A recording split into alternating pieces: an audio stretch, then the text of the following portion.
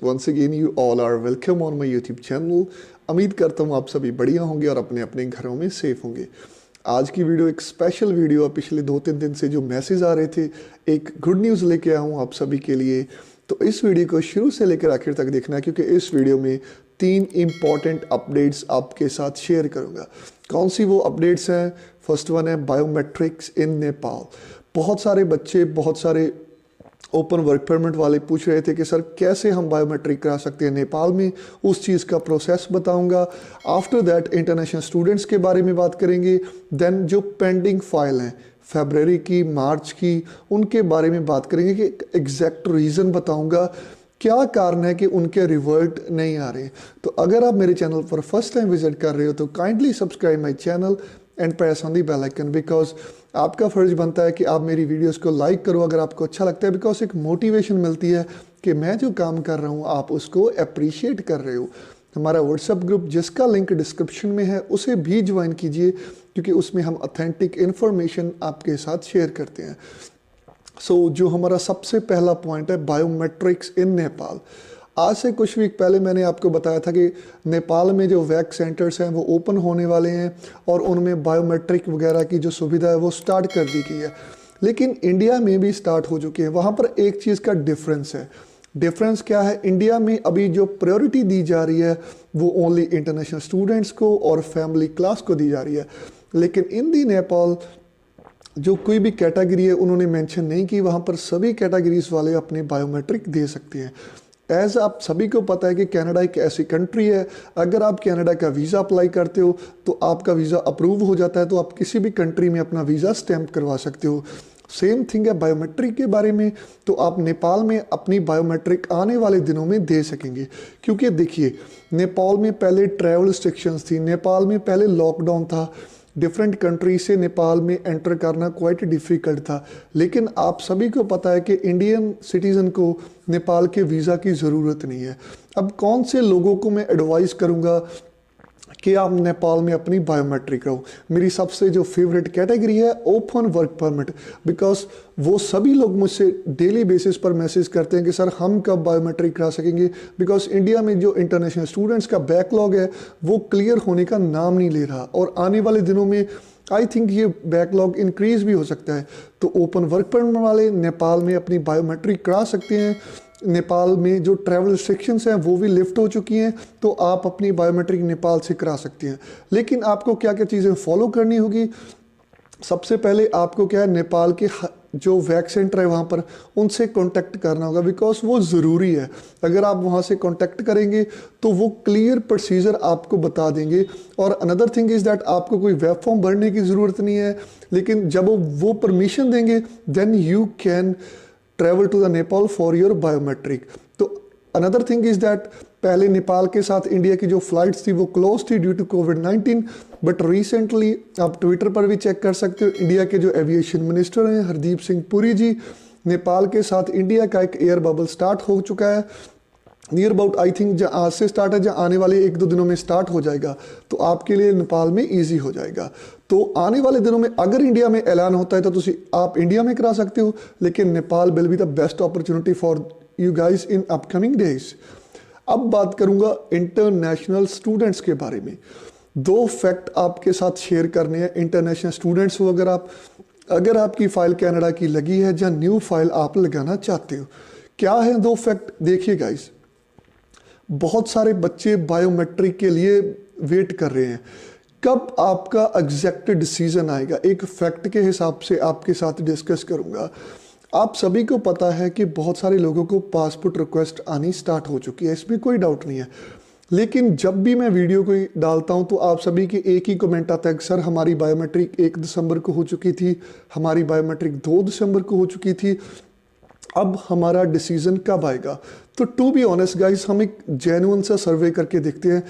एक फैक्ट है, कौन सा वो फैक्ट है? देखिए, जब हम चीज़ें नॉर्मल थी, जब नॉर्मल लोग कनाडा का स्टूडेंट वीज़ा अप्लाई करते थे तो टाइम फ्रेम कौन सा था? आपका ऑफर लेटर आता था, आप फीस फिल करते थे, वो चीज़ अभी भी वैसे ही चल रही है, ठीक है।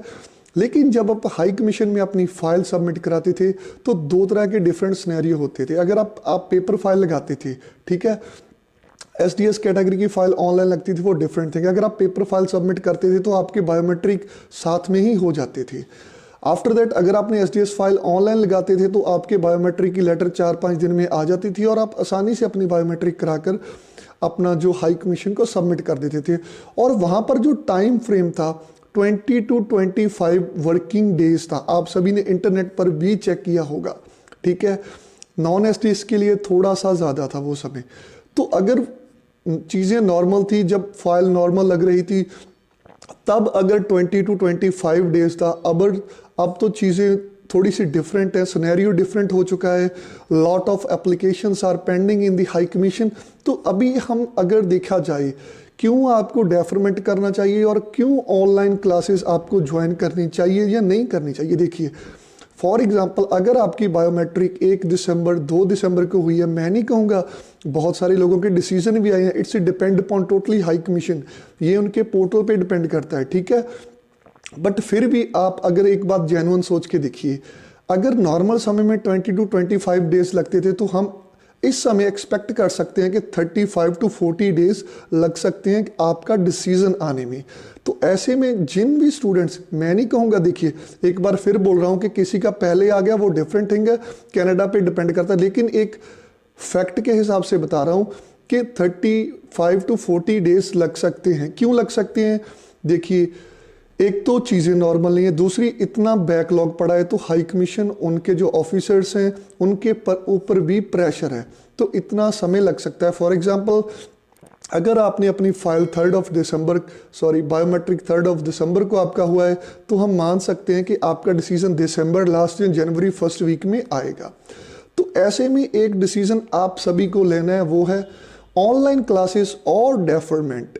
देखिए वो चीज़ क्यों ज़रूरी है, बिकॉज मैं नहीं चाहता कि आपकी जो वैल्यूएबल मनी है वो ख़राब हो जाए। बहुत सारे कॉलेजेस यूनिवर्सिटीज़ ऐसे हैं, कैसे हैं कि उनकी जो पॉलिसी है, अगर आप ऑनलाइन क्लासेस लगाते हो, इन केस अगर आपका केस रिफ्यूज़ हो जाता है तो वो आपकी एक सेमेस्टर की फ़ीस काट लेंगे।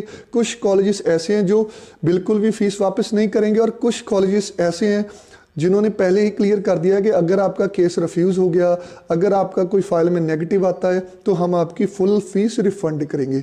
सबसे पहले आप अपनी रिफ़ंड पॉलिसी जानें। अनदर थिंग इज़ दैट अगर आपको लगता है कि आप कंफर्टेबल नहीं हो ऑनलाइन क्लासेस में, देन 70% में आपको यही चीज़ बोलूँगा कि you should go for the deferment. जी हाँ गाइस, उस चीज़ के बारे में भी एक चीज़ है कि आप अपने माइंड में ये चीज़ रखिए कि जब भी कॉलेज की जो डेडलाइन है, देखिए एजेंट्स के पास फाइल्स बहुत होती है, ठीक है। तो ये आपकी प्रायोरिटी होनी चाहिए कि आप अपने एजेंट को बोलो कि सर डेडलाइन से पहले पहले जो मेरा डिसीजन है ऑनलाइन क्लासेस और डेफरमेंट को लेकर, वो कॉलेज को क्लियर कर दीजिए। अगर आपने डेफरमेंट ले लिया है, ठीक है, तो अपनी डेफर एलओई हाई कमीशन में वेब फॉर्म के जरिए अपलोड कर दीजिए, क्योंकि आने वाले समय में वीज़ा ऑफिसर को डिसीज़न लेने में आसानी हो जाएगी। तो इस चीज़ को आई होप आप समझ सकते हो कि कितना समय लग सकता है न्यू कमर्स के डिसीज़न आने में, बायोमेट्रिक होने के बाद कितना समय लग सकता है। आई होप आपके सभी डाउट क्लियर हो गए होंगे। अब बात करूंगा फरवरी मार्च की पेंडिंग कंप्लीट फाइल्स के बारे में, बिकॉज यहाँ पर एक चीज़ देखने वाली है। बहुत सारे बच्चे पूछते हैं कि सर हमारी तो कंप्लीट फाइल थी, हमारा एआईपी भी आ गया था, हमारी डिसीजन क्यों नहीं आ रही। अब और एक फैक्ट की बात करूँगा गाइस, जब भी कोई ऑनलाइन पोर्टल पर अपनी एप्लीकेशन सबमिट करता है तो उनके लिए क्वाइट डिफ़िकल्ट हो जाता है। और यहाँ पर फिर नॉर्मल वही चीज़ें की बात आती है कि कोविड-19 के कारण उनके पास लिमिटेड नंबर ऑफ स्टाफ था, ठीक है।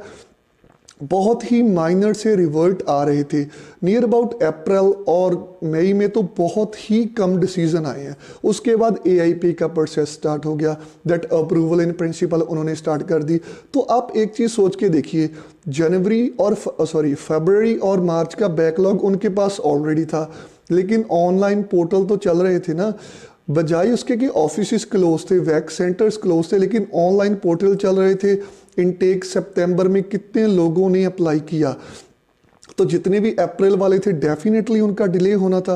अब एम्बेसी के पास कितना बैकलॉग है, एक एग्जांपल देके आपको बताता हूँ। फॉर एग्जांपल आप एक ईमेल आईडी यूज़ कर रहे हो, उसमें 10 ईमेल्स हैं। आप उनको ओपन करना चाहते हो, वेरी नेक्स्ट डे क्या होता है कि आपके पास 10 ईमेल्स और आ जाती हैं। तो जब आप ओपन करने की कोशिश करोगे तो 20 ईमेल्स हैं, उनमें मान लीजिए आपने 15 ईमेल देख ली, 5 बच गई, वेरी नेक्स्ट डे आपके पास 20 ईमेल्स और आ गई। तो एक एग्जांपल के हिसाब से आपके लिए इजी हो जाएगा कि ये मेन रीज़न है कि आपकी फ़ाइल का रिवर्ट क्यों लेट है। अब तो आपको आई थिंक क्लियर हो गया होगा, क्योंकि ओपन वर्क परमिट वाले भी पूछते हैं सर हमारी कंप्लीट फाइल थी, तो आपके साथ भी सेम सिनेरियो ये हो रहा है। तो आज की वीडियो अगर आपको इन्फॉर्मेटिव लगी तो kindly subscribe my channel and press on the bell icon. हमारा व्हाट्सएप ग्रुप जिसका लिंक डिस्क्रिप्शन में है उसको ज़रूर ज्वाइन कीजिए, क्योंकि उसमें हम ऑथेंटिक इन्फॉर्मेशन आपके साथ शेयर करते रहते हैं। तो थैंक यू गाइस।